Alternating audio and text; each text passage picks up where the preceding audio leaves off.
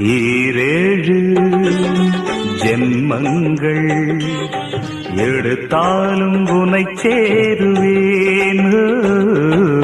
வேறாரும் நெருங்காமல் மனவாசல் தன்னை மூடுவே.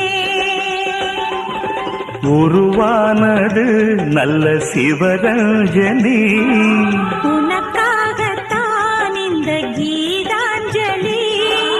ராகங்களில் ஆராதனை,